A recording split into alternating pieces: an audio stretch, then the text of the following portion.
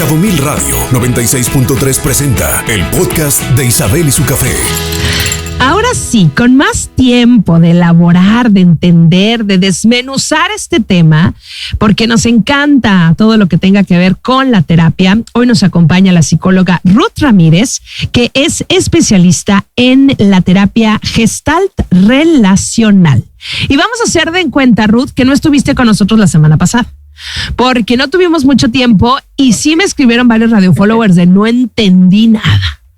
Entonces, desde el principio, esta es una nueva terapia, es holística, no es holística, va más allá, ¿para qué sirve y por qué es tan diferente a lo que estamos acostumbrados? Ok, bueno, hola chicas, muchas gracias por la invitación, y gracias porque lo vamos a explicar de nuevo. Yo voy a ser muy breve porque sé que los tiempos están cortos, entonces acá Le Pancha me escribió y me dijo 5 claves, 5 cositas, ¿no? No puse las 5 tal cual, pero sí me fui más concreta y bueno, sí les quiero compartir que la terapia gestal relacional no es holística, es una terapia que viene del humanismo. El humanismo tiene varias escuelas, entre esas está la terapia gestal. La terapia gestal estaba más encajada a trabajar lo intrapsíquico. Y con ahora la propuesta de la terapia gestal relacional es que pasemos de lo intrapsíquico a lo de afuera, pues a que no todo lo que sucede adentro de mí tiene que ver con una patología interna, con un diagnóstico, con un tipo de personalidad, pues, ¿no? Que es como tradicionalmente lo habíamos hecho en la psicoterapia.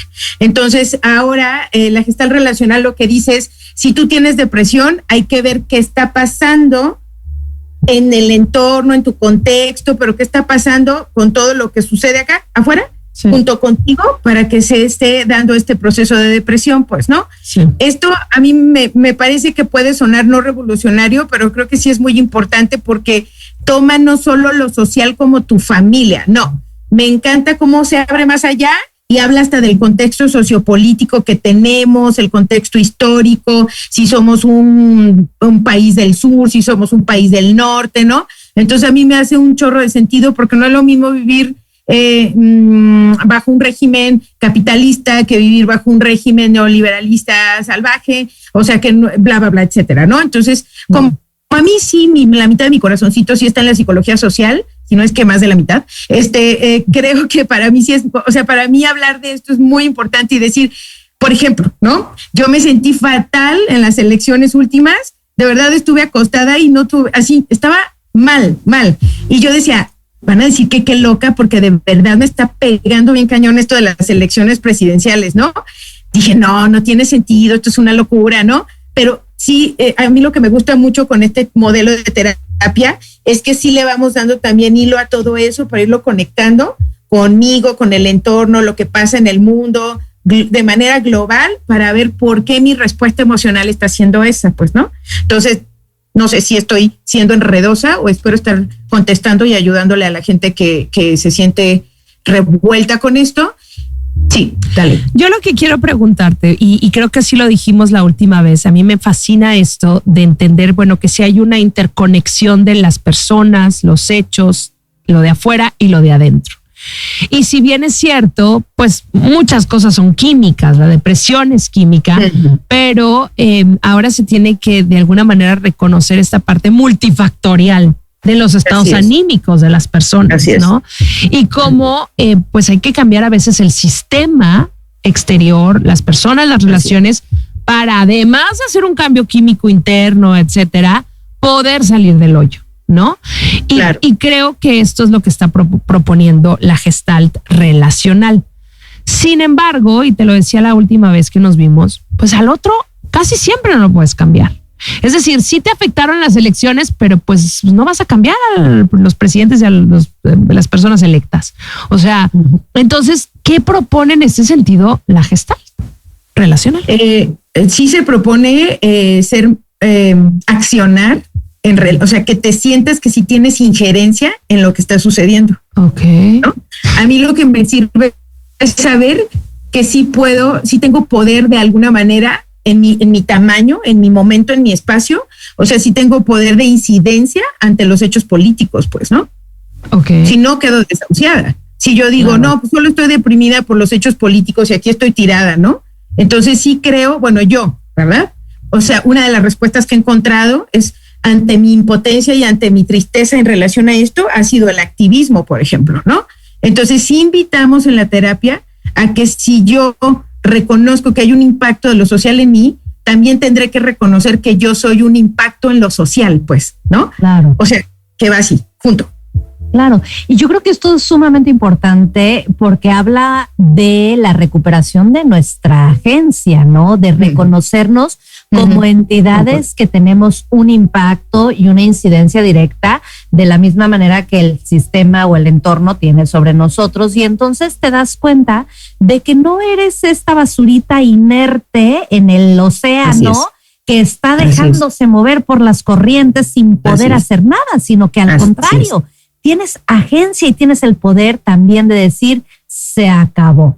Esto definitivamente me está afectando. Esto es un sistema que yo sola no voy a poder desmantelar o derrocar, pero sí hay un punto en donde puedo poner un límite, en donde puedo decidir diferente, en donde puedo pararme diferente. Entonces, ¿cuáles serían como las herramientas más básicas para recuperar esta agencia y decir, no estoy a la intemperie, no estoy sola? O sea, sí puedo recurrir a mí misma para hacer un cambio. Claro, una de las cosas muy importantes, Ale e Isa, es que yo como terapeuta en este modelo me desarraigo de la idea de que la respuesta está aquí adentro nada más, ¿no? De que está solo en el espacio de consultorio, pues, ¿no? Entonces, una de las palabras que usamos mucho acá es el responsabilizarnos de que lo que está sucediendo afuera también tiene que ver con lo que yo estoy depositando, pues, ¿no? Que yo también afecto, ¿no? Entonces también me llama a hacerme responsable de lo que a mí sí me toca, pues, ¿no? Entonces, pues se pone la cosa emocionante ahí porque justo ahí está la recuperación de esta agencia, pues, ¿no? Entonces, cuando la gente dice, sí, pero mi poder comparado a este es así chiquito, pero es un poder, ¿no? O sea, es una responsabilidad, no solo un poder, es una responsabilidad, ¿no?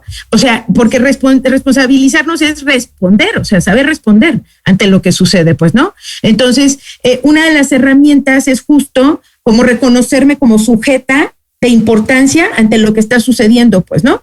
No nada más como quien recibe y quien es impactada, sino también qué impacto tiene de regreso lo que yo estoy colocando ahí, pues, ¿no? Entonces, una de las herramientas es reconocerme, pues yo sé que en otros términos sería la autoestima, el reconocerte a ti mismo, es lo mismo, o sea, como tomar esta responsabilidad, reconocerme, verme a mí con la importancia que sí tengo en el entorno, pues, ¿no?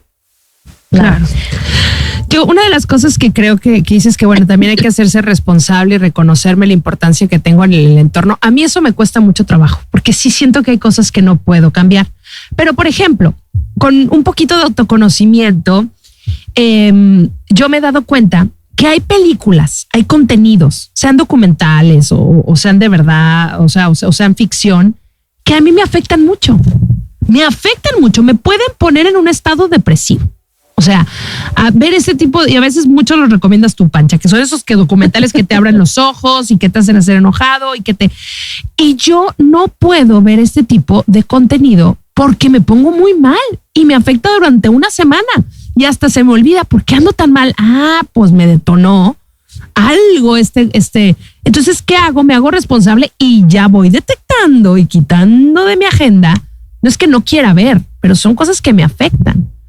Y decido no consumir. Por ahí va un poco lo que propone la Gestalt relacional, Ruth. Repíteme la pregunta. Se te desconectó. Se desconectó. Pero bueno, no, lo que te decía es que muchas veces veo hay contenido de películas, documentales, con ciertos, y sobre todo ciertos temas en particular que me pueden poner muy mal anímicamente, que me pueden detonar una depresión, que me pueden hacer que valga cacahuate mi semana. O sea, entonces yo como ya sé que ese tipo de cosas no me afectan, aunque sean ficción, me afectan, decido no consumirlas.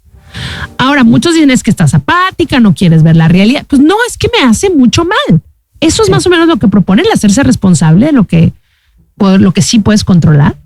Claro, no, yo creo que ser no responsable no es que yo esté viendo noticias de desaparecidos, ¿no?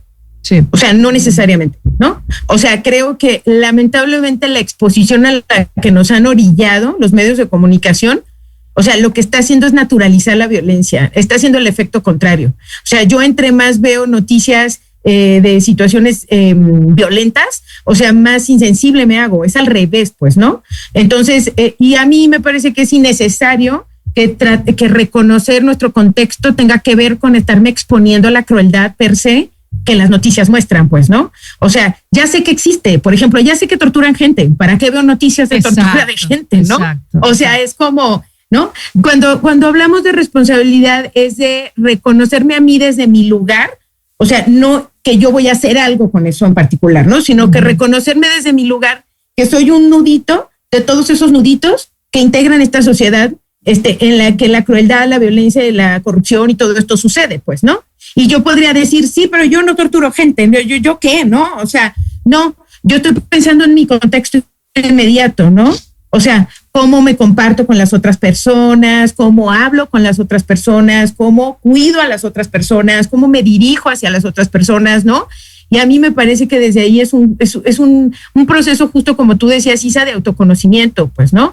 A mí me parece que la crueldad empieza en una unidad y se va reproduciendo, ¿no? Sí. Entonces, si yo, o sea, me reconozco como alguien que puedo ser cruel, ¿no? Y cuido, ¿no?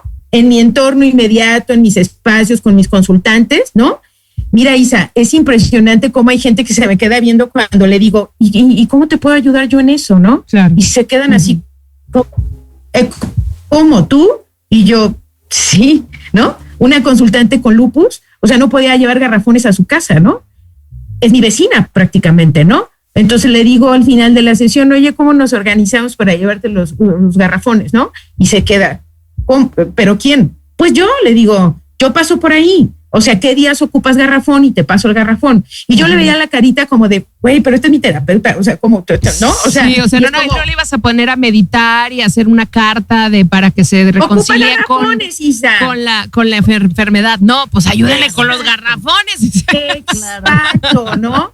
Entonces creo que es esta parte en la que, o sea, no estoy pensando que nos vamos a volver buenas personas. No, porque ni siquiera es hablar de buenas personas. Es como aprender de verdad qué necesitan los otros y cómo impacto yo ahí y cómo una palabra mía, un acto mío impacta de ciertas maneras tan importantes que ni yo a veces he dimensionado, ¿no? Claro. Entonces, que la gente nos trate bien pareciera que se está haciendo algo extraño, pues, ¿no? Sí, sí, es cierto.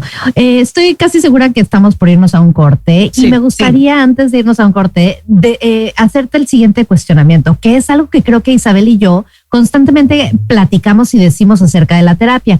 Nos parece que los procesos terapéuticos y de intervención psicológica en cualquiera de sus modelos o en cualquiera de sus diferentes propuestas son procesos medio largos, son procesos como que de repente sientes que no tienen pie ni cabeza, que tarda uno mucho en establecer un objetivo, como que pareciera que hay que rascarle mucho para sacar poco, ¿no? Entonces, me gustaría que al regresar del corte, Ruth, nos pusieras como un poquito el escenario de cómo es ir a una consulta de Gestalt relacional. ¿Qué puedo esperar? Yo hago mi cita con la psicóloga Ruth Ramírez o con cualquier terapeuta o psicólogo Gestalt relacional. ¿Y qué va a suceder? ¿Cómo transcurre ese modelo de intervención? Y bueno, mi querida Ruth, nos fuimos con una pregunta de Panchita. Si ¿puedes repetir la pregunta, Panchita? ¿Me repite la pregunta, por favor? Claro que sí. Yo preguntaba a Ruth, hablando de entender qué es la Gestalt relacional, ¿qué pasa cuando entras a este espacio de terapia y te sientas a conversar con la psicóloga que es especialista en Gestalt relacional? ¿Cómo transcurre el modelo de intervención de este tipo de terapia? Es un modelo donde co-construimos. A mí, bueno, no puedo hablar por todas las personas, ¿verdad? Por todos los terapeutas, pero para mí es muy importante que desde que nos conocemos, desde el inicio, proponer que el espacio es un espacio de co-construcción, pues, ¿no? O sea, que vamos a ir construyendo en conjunto, ¿no? Que entiendo la demanda inicial que trae la persona, ¿no? O sea, su motivo de llegar ahí, ¿no? Lo pregunto, oye, ¿qué te trae por acá, no? ¿Qué está pasando en tu vida en este momento? Que esta es tu decisión por ahora, pues, ¿no? Claro. O sea, porque, compañeras, la gente sobrevivimos con terapeutas y sin terapeutas, ¿no? Entonces, como que también es importante como, ¿qué está pasando en tu vida? Esto es una opción ahorita, ¿no? Claro. O sea, es muy importante como que estabas transitando, porque en otro momento pudiste decidir ir a la iglesia, pudiste decidir tomar tecitos, pudiste decidir, ¿no? O sea, ¿qué te trajo justo a la terapia en este momento de tu vida? ¿Y qué te trae por acá, no? Y te vas a encontrar con un espacio de coconstrucción, esto que estoy nombrando es la coconstrucción, y otra cosa muy bonita, preciosa, es que te vas a encontrar con un espacio que va a estar peleando siempre la horizontalidad, todo el tiempo, ¿no? O sea, tu voz es igual de fuerte que la mía, tu experiencia es igual que la mía, de nutrida, ¿no? O sea, tú colocas acá cosas que yo desconozco y bueno, trae para acá, ¿no? Y entonces yo en lo particular cuido mucho, ¿no? Como que la persona sepa que sí viene con una vida construida, pues, y que no se la voy a construir yo y que no depende de mí esa construcción y que aparte traen un impresionante historia de sabidurías, de saberes, de experiencias, ¿no? De herramientas, porque a veces me dicen, no sé nada de la vida. Es como, pues no creo, tienes 40 y tantos años, has sobrevivido, abusos, un montón de cosas, ¿no? Es como, creo que sí hay herramientas. Esto que les estoy compartiendo para mí es muy importante porque no creo que la persona deba de dedicar la mayoría de su vida en terapia. Claro. No lo creo. Sí, o sea, creo que debe de haber tiempos, o sea, claro, acá honestamente y no entre nos, porque más gente está escuchando esto, ¿verdad? Pero entre nos, toda la gente que está escuchando, a mí me parece que 6 meses, un año de espacio, de un contacto, un espacio recurrente terapéutico, es un buen tiempo, ¿no? Es un buen tiempo.